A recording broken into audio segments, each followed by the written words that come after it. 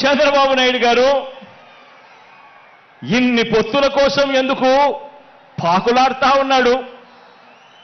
ఇంతమందితో పొత్తుల కోసం ఎందుకు అగసాట్లు పడతా ఉన్నాడు? ఎందుకు ఢిల్లీ దాకా వెళ్ళి అక్కడ మోకరిల్లుతా ఉన్నాడు?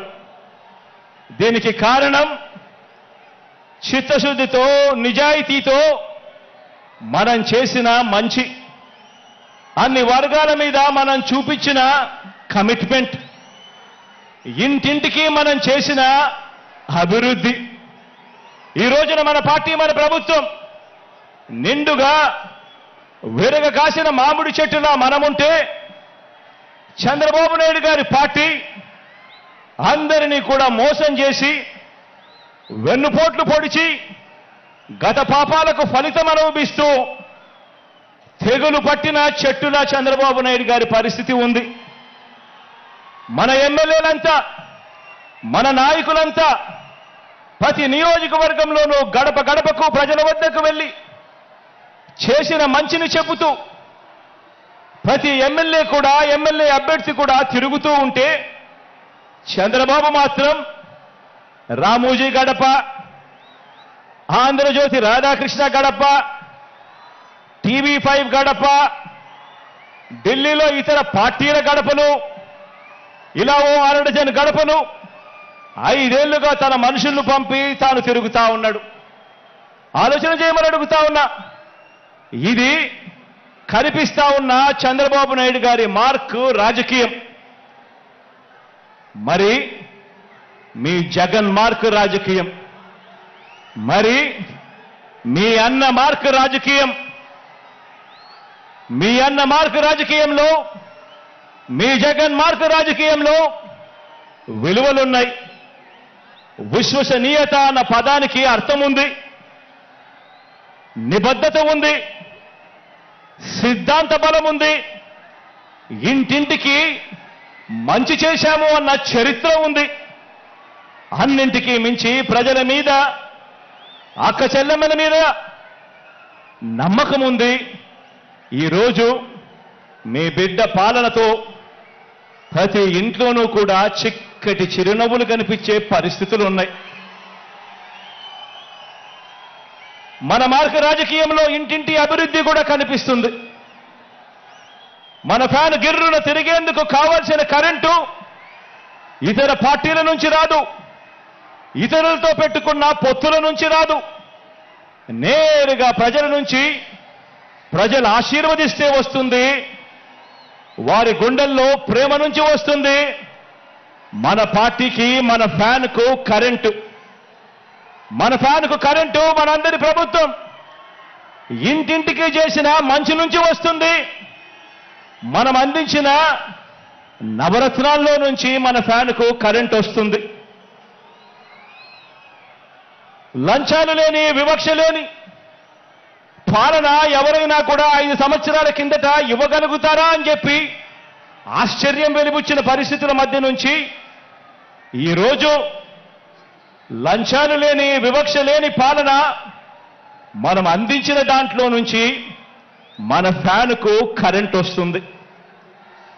మన ఫ్యాన్కు కరెంటు మాట తప్పకుండా మేనిఫెస్టోను ఓ బైబిల్ గాను, ఓ ఖురాన్ గాను, ఒక భగవద్గీత గాను ఇంతవరకు ఎప్పుడూ కూడా ఎవరూ కూడా చెయ్యని విధంగా, మేనిఫెస్టో అంటే చెత్తబుట్టలో వేసే డాక్యుమెంట్ కాదు.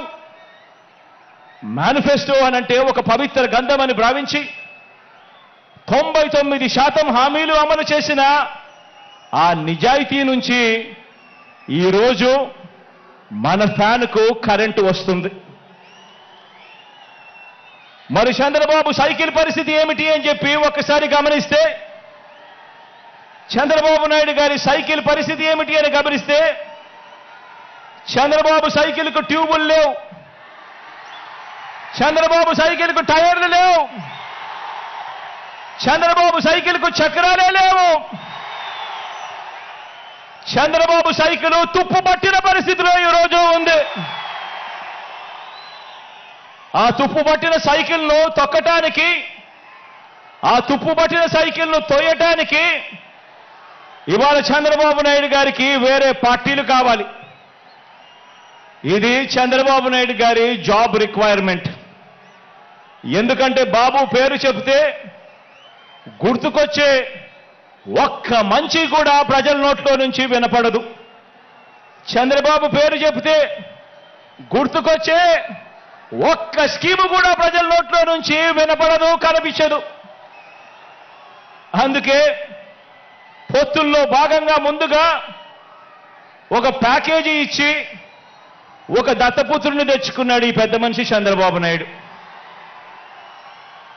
దత్తపుత్రుని ఎందుకు తెచ్చుకున్నాడంటే ఈ ప్యాకేజీ స్టార్ అయితే సైకిల్ సీటు తనకు కావాలని అడగడు, తన వారికి సీట్లు ఇవ్వకపోయినా కూడా ఈ పెద్ద మనిషి ఈ దత్తపుత్రుడు అడగనే అడగడు. ఎందుకు ఇన్ని తక్కువ సీట్లు నాకు ఇస్తున్నావు అని చెప్పి అంతకన్నా క్వశ్చనే చెయ్యడు.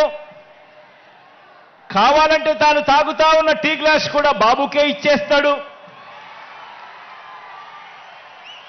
చంద్రబాబు సిట్ అంటే కూర్చుంటాడు, చంద్రబాబు స్టాండ్ అంటే నిలబడతాడు. సైకిల్ను ఎప్పుడు దిగమంటే అక్కడ దిగుతాడు, ఎప్పుడు సైకిల్ను తోయమంటే అప్పుడు తోస్తాడు. పొత్తుల్లో ఉండమంటే పొత్తుల్లో ఉంటాడు, విభేదించినట్టు డ్రామాలు ఆడమంటే రక్తి కంటిచ్చే డ్రామా కూడా ఆడుతాడు. వెనకటికి చంద్రబాబు నాయుడు లాంటి నాయకుడిని ఎవరో అడిగారట. వెనకటికి చంద్రబాబు నాయుడు గారి లాంటి నాయకుడిని ఎవరో అడిగారట, అయ్యా పరిపాలన చేసేవారు కలకాలం గుర్తుండాలంటే ఎలాంటి పనులు చేయాలి అని చెప్పి అడిగారట. ఎలాంటి పనులు చేస్తే కలకాలం గుర్తుండిపోతాం ప్రజల్లో అని చెప్పి అడిగాడట. అప్పుడు ఆ బాబు ఏం చెప్పాడంటే, ప్రజలకు అన్నం పెడితే అరిగిపోతుంది, ప్రజలకు చీర కొని పెడితే చిరిగిపోతుంది, ప్రజలకు ఇల్లు కట్టిస్తే కూలిపోతుంది,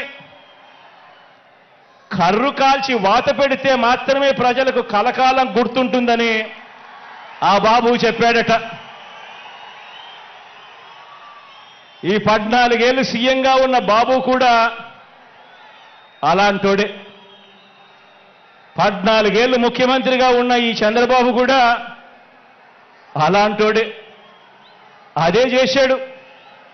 అలాంటి బాబు ఎంతమందితో పొత్తులు పెట్టుకున్నా, ఇలాంటి ఈ చంద్రబాబు ఎంతమందితో కూడా పొత్తులు పెట్టుకున్నా కూడా ఈ చంద్రబాబు నాయుడు గారి పరిస్థితి సున్నా. ఈ సున్నా ఇంటూ